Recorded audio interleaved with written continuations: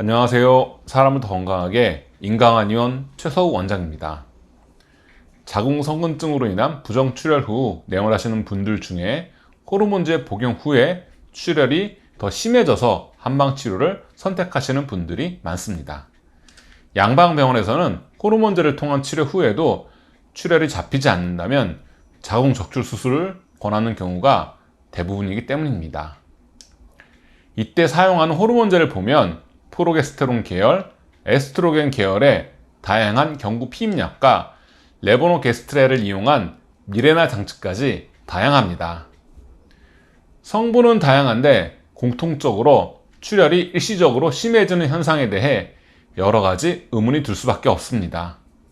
물론 큰 부작용 없이 출혈이 조절되는 경우도 있지만 그 효과가 호르몬제 복용을 중지하면 사라지면서 더 큰 부정출혈이 생기기도 합니다. 이렇게 다양한 경우를 접하면서 호르몬제 복용 후 자궁성근증의 부정출혈이 심해지는 이유와 이에 대한 대책에 대해서 꼭 말씀드려야겠다는 생각이 들었습니다.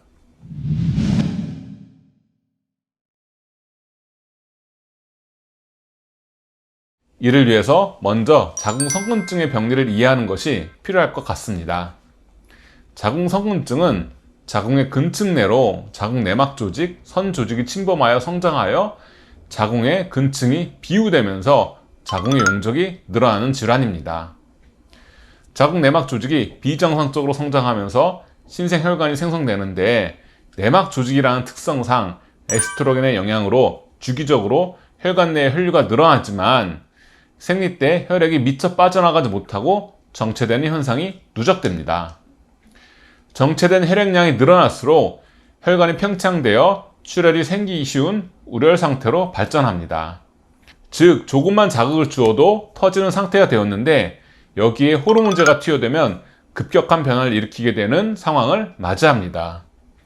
호르몬제의 성분에 따라 영향을 주는 방식은 다르지만 자궁성근증 조직에 자극을 주고 팽창된 혈관이 이에 반응하여 출혈을 유발하는 상황이 생기는 것입니다. 그래서 따지고 보면 호르몬제 자체의 문제가 아니라 호르몬제의 자극을 받는 자궁의 상태가 문제여서 여기서 치료의 출발점을 찾을 수 있습니다. 호르몬제 사용에 있어서 먼저 자궁의 우려 상태가 개선되었다면 부정출혈이 심해지는 상황이 발생하지는 않았을 것입니다. 이해를 돕기 위해 실제 사례를 바탕으로 설명드리겠습니다. 환자분은 36세의 여성으로 자궁성근증으로 인한 출혈 때문에 미레나 장치를 시술한 후에 오히려 부정출혈이 심해져서 도저히 장치를 유지할 수 없는 상황입니다. 장치를 할 수 없으니 자궁적출 수술밖에 방법이 없다는 이야기를 들었고 미레나 장치를 안착시킬 수 있는 방법은 없는지 문의하기 위해 내원하셨습니다. 초음파로 보았을 때 자궁의 직경은 8cm 정도이고 자궁 근층 내에 우려이 심했습니다. 일단 지금 심해진 부정출혈도 치료해야 하고 자궁의 우려도 줄여야 하기 때문에 행열, 행기, 지혈의 작용이 있는 약제를 배합하여 처방하였습니다. 복약 5일 후에 출혈이 감소하기 시작해서 10일차에 출혈이 완전히 멈추었습니다.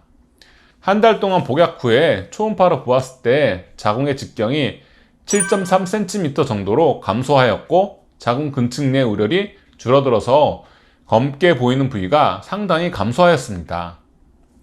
치료가 잘 진행되고 있으므로 치료를 한 달 더 진행하기로 하였습니다.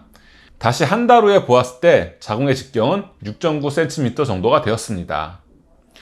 생리 사이에 부정출혈도 없었으며 과다했던 생리량도 정상적으로 바뀌었다고 합니다. 2달간의 치료 후에 미레나 장치를 다시 시도하실 것을 권했는데 환자분께서는 현 시점에서 굳이 미레나를 다시 해야 할 필요를 못 느끼겠고 당분간 지켜보면서 한방으로 관리하고 싶다고 말씀하셨습니다. 처음 미레나 장치를 시도한 후에 부작용이 생각보다 심해서 내린 결정이라고 생각됩니다. 자궁성근증으로 인한 부정출혈 때문에 호르몬제 복용 후 출혈이 더 심해졌다면 자궁의 우려를 제거하는 치료가 우선이라는 점 다시 한번 말씀드리고 싶습니다. 이상으로 이번 영상을 마치겠습니다. 감사합니다.